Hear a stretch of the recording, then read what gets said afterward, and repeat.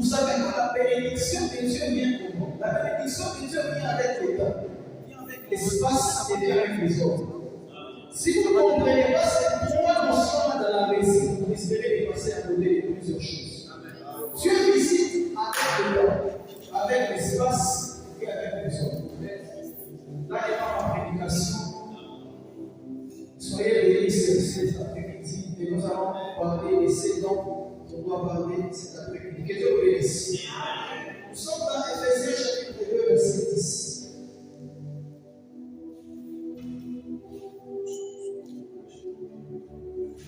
J'aurais préféré que nous commencions par les premiers versets. Je vais lire la Bible dit ceci. Nous pouvons devenir le tous.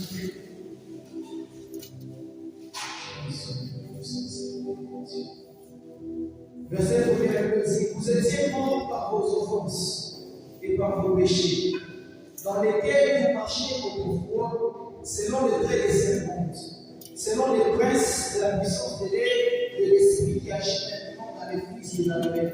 Nous tous aussi, nous étions de leur nombre et nous vivions autrefois selon les convoitises de la chair, accomplissant les volontés de la chair et nos pensées, et nous étions par nature des enfants de colère comme les autres. Mais Dieu qui est riche en miséricorde à cause du grand amour dont il nous a aimés, nous qui étions morts par nos offenses, nous a rendus à la vie avec Christ. C'est par grâce que vous êtes sauvés. 6. Il nous a ressuscités ensemble, nous a fait asseoir ensemble dans le lieu céleste en Jésus-Christ, afin de montrer dans le ciel l'avenir l'infinie richesse de sa grâce par sa bonté envers nous en Jésus-Christ. 8. Car c'est par la grâce que vous êtes sauvés par le moyen de la foi. Et cela ne vient pas de nous, c'est le don de Dieu. Ce n'est ni point par les œuvres afin que personne ne se glorifie. 10. Ce qui concerne ici. La Bible dit car nous sommes son ouvrage ayant été créés en Jésus-Christ pour des bonnes œuvres que Dieu a préparé en avance afin que nous les pratiquions. Est-ce que nous pouvons acclamer la parole de Christ encore une fois? Acclamons le Seigneur.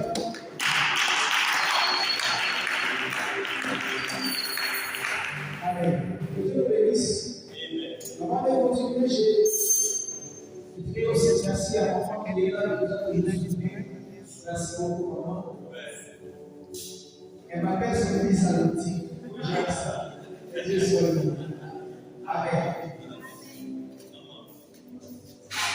Que Dieu soit loué pour ce sujet qui nous a été donné. Éphésiens 2, chapitre 10. La Bible dit car nous sommes son ouvrage ayant été créé en Jésus-Christ pour des bonnes œuvres que Dieu a préparées d'avance afin que nous les pratiquions. J'ai dit avant tout que lorsque Dieu donne une parole, c'est qu'il est en train de viser les cœurs de Dieu. Lorsque l'on s'adresse aux Éphésiens, nous allons comprendre que les contextes dans lesquels cette épître ici a été rédigée. Paul était en train de s'adresser non aux païens, mais il était en train de s'adresser aux chrétiens. Et d'ailleurs, le sujet général, le thème principal du livre de l'Éphésiens, c'est l'Église corps du Christ. C'est-à-dire que tout cette épître ici a été adressé à l'Église corps du Christ. Aux gens qui sont chrétiens, qui ont la pleine conscience de leur position en Jésus-Christ. Est-ce que nous sommes ensemble?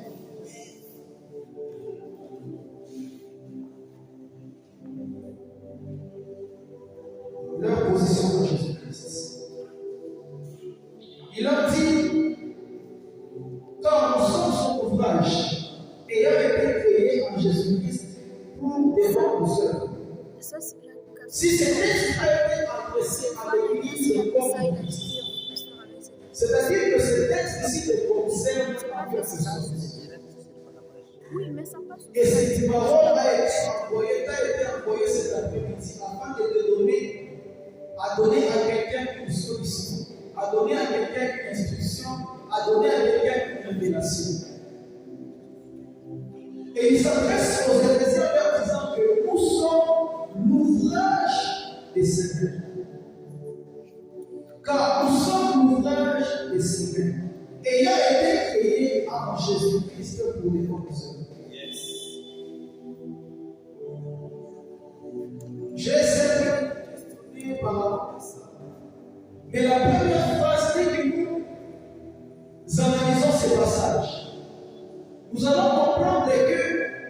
Ces passages sont en train d'expliquer, nous sommes de présenter un aspect beaucoup plus pratique ou pragmatique de la foi. Depuis un moment, je suis en train, je sens comme un fardeau pour moi. Et je sens que je dois m'adresser beaucoup plus aux prédicateurs. Parce que de nos jours, la foi, la prédication de la foi est devenue comme une prédication de superstition. Mais la foi n'est pas une superstition. La foi, ce n'est pas souhaiter quelque chose. Pourquoi je dis cela? Nous avons découvert au fur et à mesure que nous avons évolué. Car nous sommes l'ouvrage de Seigneur.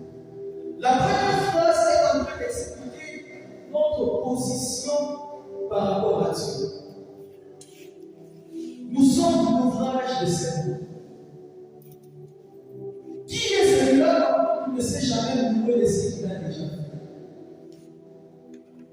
Vous allez remarquer que quand vous disiez quelque chose, vous façonnez quelque chose devant vous, elle vous plaît. Et une personne a toujours été lue ou aperçue ou comprise au travers de ce qu'il est en train de faire. Ces passages sont en train de nous montrer une source ou soit une extension de Dieu sur cette terre. Parce que ce que tu as fait, ce que tu as façonné, est juste une extension de toi qui est présentée aux hommes.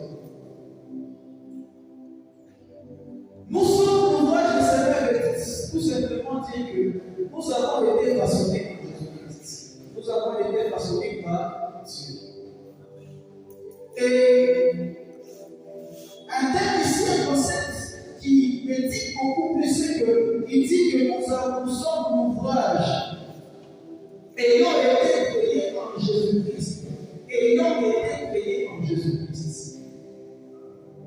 Cette phrase ici, elle montre juste quelque chose qui a été beaucoup plus enseigné, c'est la nouvelle naissance. Nous avons été créés en Jésus-Christ. Adam a été créé dans le jardin d'Éden. Et Dieu a préparé le jardin afin qu'il puisse y vivre, afin que son établissement puisse être accompli au travers de ce qu'il a mis dans le jardin. Maintenant, qu'est-ce qui s'est passé? Après la chute de l'homme a été écarté des yeux, il a été éloigné des yeux, il a vécu longtemps loin des yeux.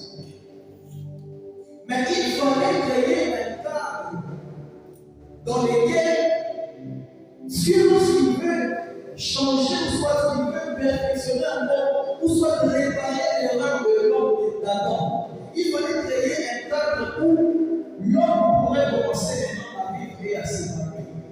Et c'est ainsi que Dieu a créé cet univers qu'on appelle en Christ. Vous allez remarquer que lorsque vous lisez les livres d'Éphésiens, ces termes revient beaucoup plus en Christ. En Christ.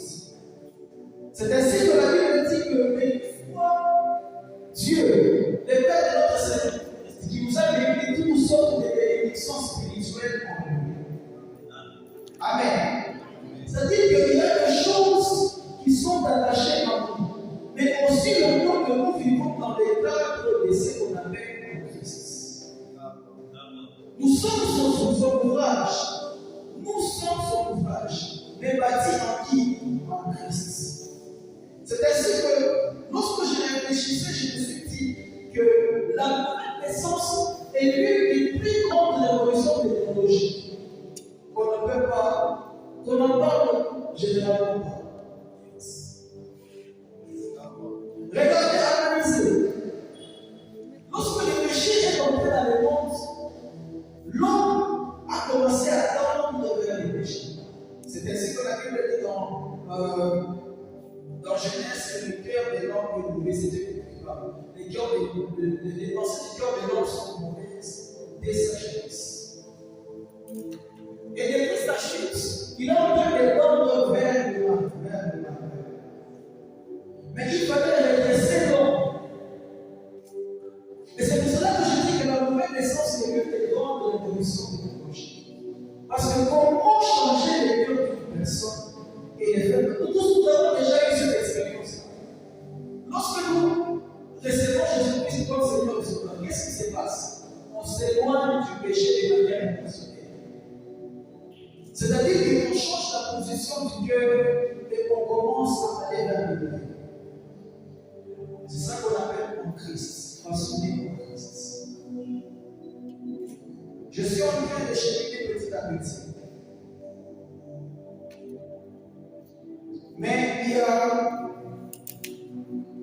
la dernière partie, si je vais bien dire, que nous avons été créés en Jésus-Christ pour nos œuvres. Amen. Pour des bonnes œuvres. C'est pourquoi je dis que ces passages ici, il est en train d'exposer l'aspect beaucoup plus pragmatique de la foi. Parce que la foi, c'est non seulement la position, mais la foi, ce sont des œuvres aussi. Je vous explique. Nous ne sommes pas sauvés par nos œuvres. Mais l'une des choses que nous sommes sauvés, ce sont nos œuvres. Comment cela s'explique? Lorsque je prends par exemple, je vais changer mon téléphone. Si je l'ai branché à cette prise-là et à mon autre, qu'est-ce que je vais faire? Je dois changer de prise ici. Et le fait de changer de prise, qu'est-ce que je suis en train de poursuivre? C'est un résultat qui est quoi? La charge. Bien-aimé dans les Seigneurs, c'est que je suis en train de poursuivre en faisant quitter la vie de péché vers la vie dans Christ. Il est en train de poursuivre les résultats. C'est pourquoi la Bible dit qu'il nous a créés en Jésus-Christ pour des bonnes œuvres. Il y a quelque chose que tu es en train de poursuivre. Je voudrais que nous puissions petit à petit afin de comprendre cette partie, parce que c'est ça même sur lequel je vais beaucoup plus. Pourquoi les œuvres? Parce que les œuvres sont une finalité, c'est la finalité de l'œuvre salvatrice de Dieu. Lorsque Dieu t'a sauvé, il t'a donné une position. Alléluia. Mais cette position doit produire des effets. Si Dieu nous a créés en Jésus-Christ, il est en train de poursuivre quelque chose. Quel est celui-là doit créer quelque chose, façonner quelque chose, sans pouvoir s'attendre à des résultats? J'ai besoin de dire à quelqu'un que tu es un investissement de Dieu. Tu es un investissement de Dieu. Et un investissement qui doit produire des résultats.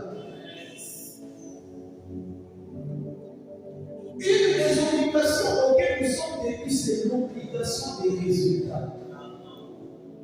L'obligation des résultats. Pourquoi être créé pour les bonnes œuvres? Parce que les œuvres sont même la raison d'être de l'existence de l'homme. On ne peut pas parler de toi si tu ne fais rien. On ne peut pas parler de toi si tu n'as pas laissé des traces. Dans l'ancien temps, il y avait beaucoup de gens. Mais pourquoi est-ce qu'on ne peut pas parler d'eux? Parce qu'ils n'ont pas laissé des traces. Ce qui définit un monde, ce sont ses œuvres. Toutes les personnes desquelles on parle beaucoup parce qu'ils ont fait des œuvres.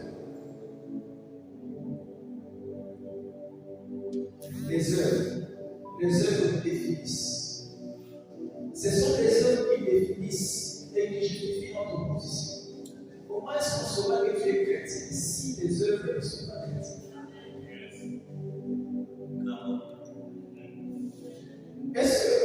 Comment est-ce que nous pouvons prévaloir d'une position au sein d'une identité sans pouvoir produire des effets de cette identité? J'ai toujours été sur mon statut qu'ils ne croiront pas en toi jusqu'à ce que tes résultats les obligent. Ce sont des résultats qui définissent ou qui justifient des choix. Bien-aimés dans le Seigneur, quand nous marchons et quand nous avons choisi Dieu, combien de fois nous avons été découragés? Un jour, à la faculté, à la pause, on était en train de marcher avec un ami et une fille. L'ami là me présente que c'est un pasteur. Et la fille a dit, voilà, on peut aller. Vous savez, notre choix, les mots nous a déjà placés devant un défi. Lequel défi peut être remporté seulement lorsque nous allons produire des résultats. J'ai parlé, n'est-ce pas, de la nouvelle naissance. Nous allons lire pour comprendre ça.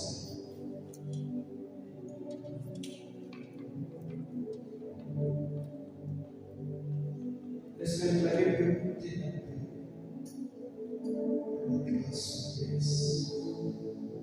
encore. La Bible dit dans 2 Corinthiens 5, 17 que si quelqu'un est dans Christ, il est une nouvelle créature. Les choses anciennes sont passées, voici les choses sont devenues.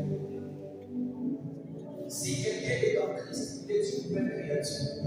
Les choses anciennes sont passées. Les choses qui sont passées. Et quelles sont les choses qui sont devenues nouvelles? Quand tu crois en Jésus, est-ce que ton monde change? Est-ce que ton visage change?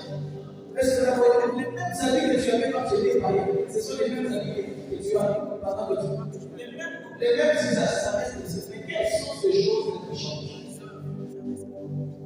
Quelles sont les choses qui changent? Ce sont celles que nous faisons. Toutes les choses sont devenues nouvelles. Toutes les choses sont devenues nouvelles. Donc, si tu considères que ta chrétienté fait toute ta vie, tu dois aussi modifier tes œuvres. Voilà pourquoi je dis que les chrétiens sont tenus à l'obligation des résultats. En fait, on t'a débranché de la vie. On t'a branché vers une autre source qui s'appelle en Christ. On s'attend à des résultats en Christ. On s'attend à des résultats en Christ. Est-ce qu'on est ensemble? Si on voit les œuvres. Les œuvres. Voilà. Va-toi à ton mari. Va-toi à ton mari. Tu dis que tu es chrétien. Généralement, comme les œuvres, on pense que ce sont seulement des péchés. Bien-aimés dans le Seigneur, la prédication que nous avons à donner au monde, ce n'est pas seulement la sanctification. Nous avons la prédication de la prospérité, de la richesse, de l'entrepreneuriat. C'est-à-dire,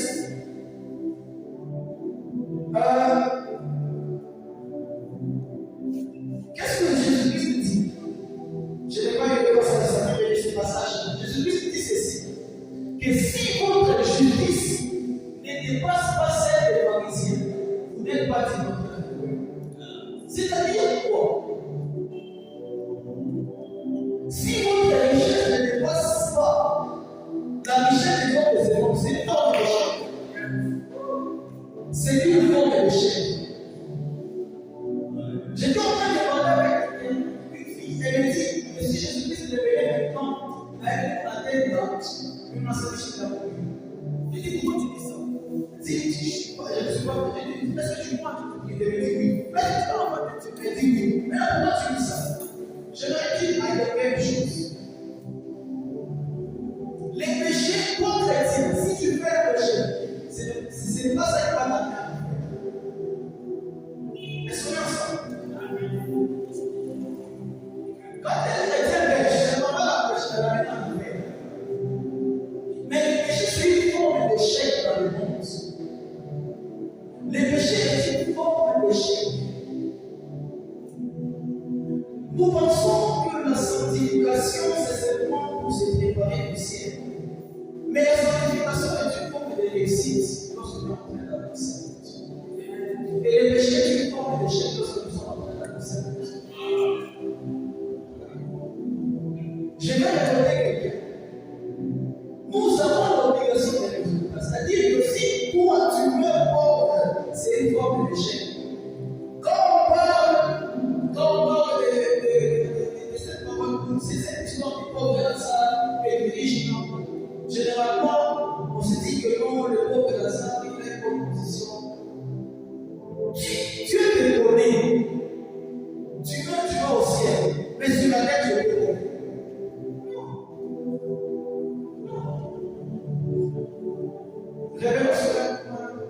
Je vais vous expliquer. Je vais répéter. La Bible dit ceci que nous sommes son ouvrage. Amen. J'aimerais que nous allions ensemble. Nous sommes son ouvrage.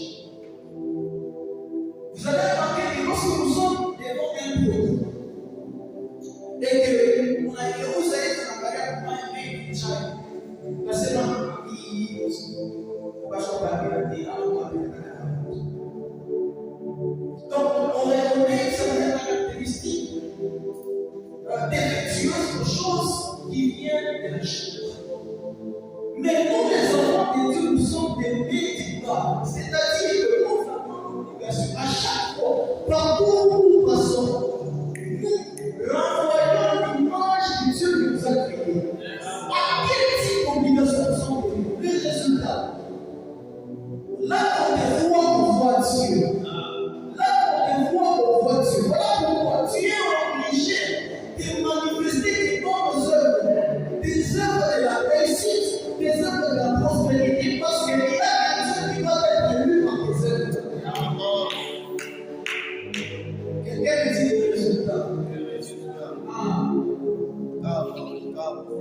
Les dieux qui nous ont connectés à lui-même des résultats, qui ressemblent à lui-même. N'est-ce pas que nous disons que nous avons été créés à l'image de Dieu? Quelle est donc cette image? Beaucoup de gens, quand on parle de l'image de Dieu, on voit seulement la sanctification. Et c'est avec ce passage qu'on se donne à la sanctification du péché. Ce n'est pas seulement ça. L'image de Dieu. Nous avons vraiment conscience de porter l'image de Dieu. Et quand nous voulons définir, nous voyons l'aspect climatique de l'homme, on voit le corps, l'âme et l'esprit. On dit que l'homme, Christ, le Saint-Esprit et Dieu le Père. Mais qu'est-ce que nous devons dire sur notre vie lorsqu'il nous regarde? Les œuvres. Les œuvres. Les œuvres ne nous amènent pas à avoir des saluts, soit à avoir la vie éternelle. Mais les œuvres manifestent et justifient le choix que nous avons fait. Amen. Tes œuvres justifient ce que tu as fait comme choix. J'ai étudié avec mon père et il savait, donc il m'a dit. Donc s'il me demande, il me pose une question. Puis à la place, il m'a dit, là. Donc ils savent que si je vais jubiler, je ne vais pas mentir. Yes. Amen. Mais il y a des gens qui demandent, ils jurent même. Alléluia.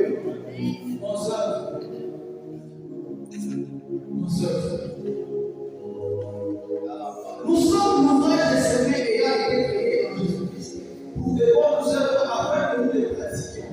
C'est-à-dire, c'est l'aspect pratique des œuvres, l'aspect pratique de la foi. L'aspect pratique de la foi. L'aspect pratique de la foi. Amen. L'aspect pratique de la foi. Amen. La foi, ce n'est pas seulement quelque chose en vie. Mais la foi, c'est un système qui vient changer même notre voie, notre manière de marcher, notre manière de définir les choses. Tout cela en tenant compte qu'il y a un Dieu qui nous devons honorer. Il y a un Dieu que nous devons présenter. il y a un Dieu qui doit être élu au travers de nous. Amen. Les résultats.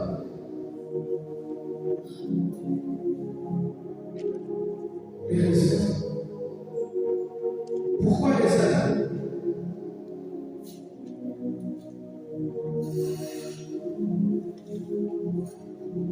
J'ai lu une chose que Dieu a dit, Jésus a dit, il s'adresse aux Pharisiens et dit, qui vous a appris à fuir la colère des hommes, vous utilisez donc des fruits dignes de la repentance.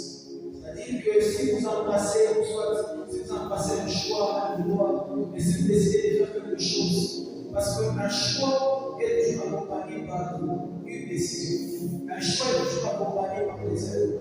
Un choix est toujours accompagné par une conduite. Mais un choix est toujours accompagné par des œuvres et des effets qui vont manifester. C'est pourquoi, enfants des yeux, partout où nous pouvons tenir, partout où nous pouvons être, le monde a besoin de voir les résultats. Amen. Le monde a besoin de voir les résultats de notre choix. Pas seulement pour montrer au monde que nous avons choisi Jésus-Christ, mais parce qu'il faut qu'on réussisse. Amen. Les seuls objectifs lorsqu'on prend Jésus-Christ, ce n'est pas la vérité. C'est aussi réussir sur ce monde. Tu as l'obligation de réussir dans cette vie. Tu as l'obligation parce que nous définissons la réussite dans tous les domaines. Quand tu es chrétien, quand tu es chrétien, tu définis la réussite. Tu as l'obligation de définir la réussite. C'est pourquoi, dans tout ce que nous avons choisi de faire, que tu sois dans l'économie, que tu sois dans le design, dans la photographie, que tu sois médecin, que tu sois technicien, tu dois définir la réussite. Parce que lorsqu'on va commencer à te voir, on connaît que tu es chrétien, et on voit aussi que tu réussis. On veut déjà faire par la réussite un rapport entre la réussite et la chrétienté. Les gens se font de l'évangélisation. C'est ensemble.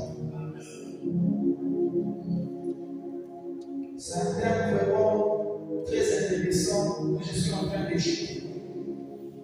Ces passages ici est en train juste de les placer pour soit expliquer aussi Matthieu 6. La Bible dit dans Matthieu 6, il dit que cherchez premièrement le royaume et la justice de Dieu. Généralement, on se concentre sur le royaume parce que le royaume c'est la position, mais la justice ce sont les œuvres. Amen. Le royaume c'est la position, mais la justice ce sont les œuvres. La justice c'est ce qu'on est en train de connaître. La justice ce ne sont pas seulement les bonnes œuvres qu'on soit et pas marcher selon les péchés. Mais la justice, c'est un système de vie selon Dieu. Amen. On a un Dieu riche, un Dieu puissant qui doit être élu. Et ça, c'est l'obligation que nous devons porter dans tout ce que nous sommes en train de faire. Est-ce que nous pouvons bénir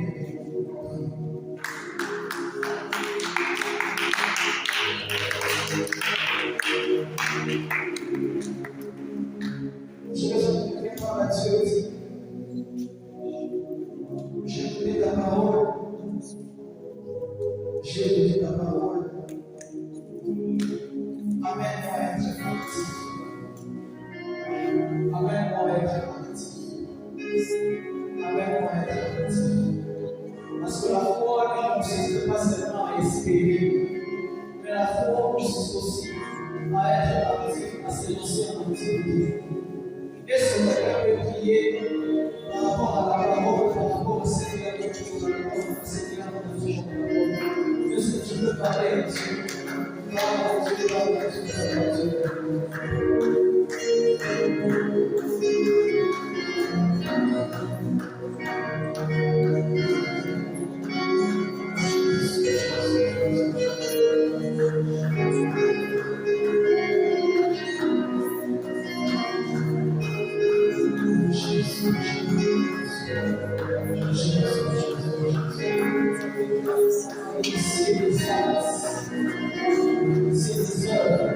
Amène-moi Amène-moi pour honorer ton nom.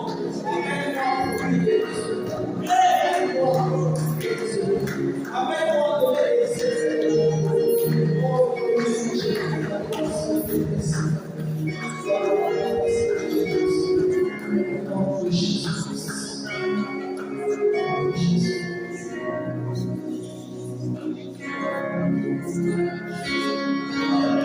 Seigneur, merci. Merci.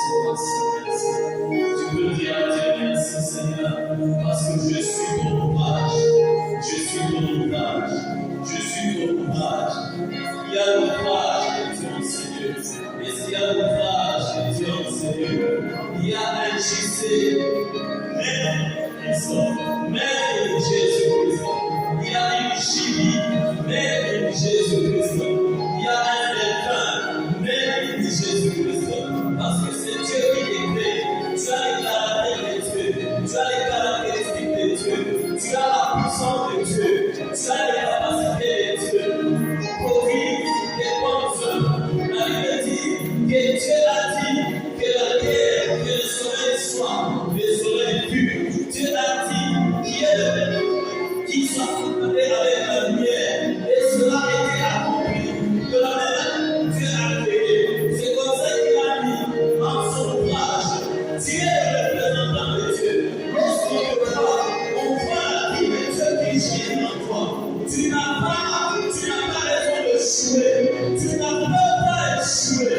Tu ne peux pas échouer. Tu ne peux pas échouer. Ça, tu ne peux pas échouer. Ta vie, tu vas réussir. Tu vas monter. Je ne peux pas échouer. Alors, je ne jouerai jamais. J'y ne joue pas. Acclame le Seigneur. Parce que tu es sur le plat. Alléluia. Tu es sur le plat. Appelez pour tes bonnes œuvres. Appelez pour la sanctification. Appelez pour la puissance. Appelez pour la richesse. Appelez pour l'amour. Appelez pour la bonté. Appelez pour l'évangélisation. Appelez pour la louange, pour l'adoration. Toutes ces choses sont des bonnes œuvres. Préparez la grâce du Seigneur afin que nous le pratiquions.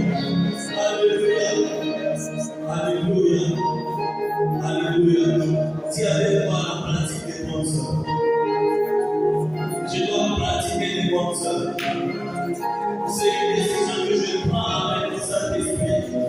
Je dois pratiquer les bonnes œuvres que le Seigneur a préparées d'avance. Je dois pratiquer les bonnes œuvres. À partir d'aujourd'hui, le 1er décembre, je prends la décision de pratiquer les bonnes œuvres. Je dois évangéliser. Je dois lire la parole de Dieu. Je dois marcher dans la sainteté. Je dois faire tout ce que le Seigneur me dira de faire. Je dois donner aux autres ceux qui m'ont pas. Je dois aimer mon Père. Je dois faire tout ce que le Seigneur a prévu au travers de sa parole. Au nom de Jésus. Amen. Au nom de Jésus. Amen. Le Seigneur. Alléluia. Bénissons le Seigneur pour ce message. Alléluia. Moi, les prières que m'a demandé de décréter, et pour moi et pour nous tous, le mois de décembre comme le mois de la pratique des bonnes œuvres. Le mois de décembre, c'est le mois de la pratique des bonnes œuvres. Alors, attention, parce que papa peut-être nous a dit ceci. Chaque fois que le matin tu te réveilles, pose-toi la question. Qu'est-ce que j'ai fait de bien hier? Si tu n'as rien fait de bien, prends la décision le matin, le demain, de poser un bon acte la journée. Durant tout le mois de décembre, tu vas répertorier que tu es 31 bons actes, 31 bonnes œuvres que tu fais. Alléluia. Même si tu as 100 000 francs, tu dis 10 000 francs, je peux donner ça à quelqu'un. Ça fait partie des bonnes œuvres. Parce que tu as pensé par là, tu peux lui acheter quelque chose. Alléluia. Les bonnes œuvres, savez que tu te réveilles le matin, tu dis, toute la journée d'aujourd'hui, je vais prendre la décision de prier pour le docteur. Tu pries pour lui avec un objectif que c'est que tu es en train de prier là-bas, c'est les bonnes œuvres, c'est-à-dire que tu te réveilles le matin, tu dis, avant que la journée ne termine aujourd'hui, je dois faire un effort pour évangéliser les personnes, pour parler de Jésus. Ça fait partie des bonnes œuvres. Les bonnes œuvres, c'est-à-dire que lorsque tu te réveilles le matin, tu te dis, souvent, lorsque j'ai chatte, souvent j'entre dans des sites pornographiques, dans des sites compliqués. Je vais faire un effort. Tout le mois de décembre, que je ne tombe pas dans cette erreur. Alléluia. Les bonnes œuvres, c'est-à-dire que c'est de prendre aussi que dans ma journée, je prends toujours peut-être 18 heures en train de chatter et parler avec les gens. Mais dans ma journée, je vais prendre la 10 de la journée, 2h40. Je vais commencer à le faire chaque jour. Ça fait partie des bonnes œuvres, c'est la bénédiction pour toi. Il dit, cherchez d'abord le royaume et la justice de Dieu. La justice, c'est Dieu est juste. Si tu fais des choses, c'est selon sa justice. Tellement pour justice, il ne peut pas te donner des choses qui sont au-delà des efforts que toi tu as fait. Alléluia. Tu ne fournis aucun effort que tu ne donneras pas. Tu n'as pas pitié des gens. À la famille, mais il ne va pas te donner ce que tu dois avoir. Parce que la justice demande ce que tu fais, c'est ce que tu auras. Alléluia. Est-ce qu'on peut acclamer le Seigneur? Alors, réfléchissez beaucoup sur cette parole. Le dimanche prochain, nous aurons encore une présentation de Saint-Vincent. C'est Nabi. Nous aurons Nabi Céleste. C'est prophétiquement que nous appelons prophète des nations. Alléluia. Parce que nous voulons voir cela se cultiver dans sa vie. Alléluia. Alors, il va parler le dimanche prochain. Et dans la pratique de bonnes œuvres, nous aurons les dimanches. Si les dimanches terminent, ce sera le 8. Le 13, nous avons une nuit de prière à Giga. Petit Giga, grandiose, extraordinaire, puissant. Tout ce qui est sublime, c'est ce que ça va notre relation de prière. Alléluia. Alors, appeler une personne, ça fait partie des bonnes œuvres. Nous voulons que le vendredi prochain, que nous serons vraiment le double de ce que nous sommes aujourd'hui, si pas le triple. Alléluia. Parce que le Seigneur sera en nous. Alors, le 13, nous avons notre nom d'adoration. Si tu as besoin de soutenir cette nuit-là au travers la ruban, tout simplement, on va le faire maintenant pour l'organisation de cette nuit. Alors, prenez déjà ce programme. Parce qu'après la journée, après la période du 13, nous allons tomber directement, je crois, le 22. On a notre conseil avec les Lévites. La période après le 13, c'est le dimanche, ça sera les 15. Le dimanche, c'est les 15. Du 15 avant la journée des 22, ça sera J4. Communauté, ça sera la semaine des vendredis. Là, avec Pasco et Ananias, nous allons voir que cette semaine, ce sera une semaine pleine de vendredis qui nous propose poser des actions de vendredi que nous allons poser dans la région pour que nous soyons bénis. Alléluia. Tu as amené ton offrande, tu peux poser dans les paniers.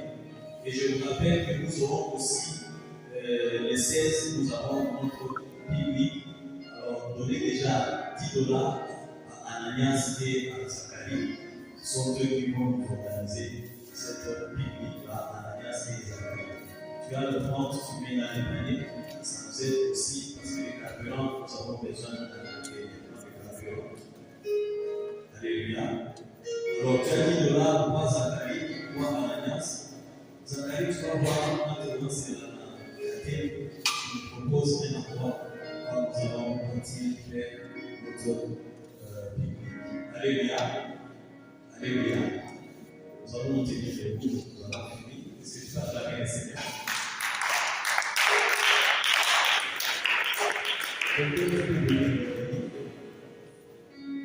Nous allons tourner nos yeux.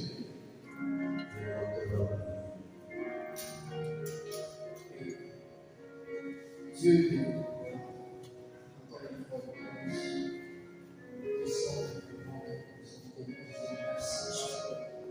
tu étais dans le début du matin.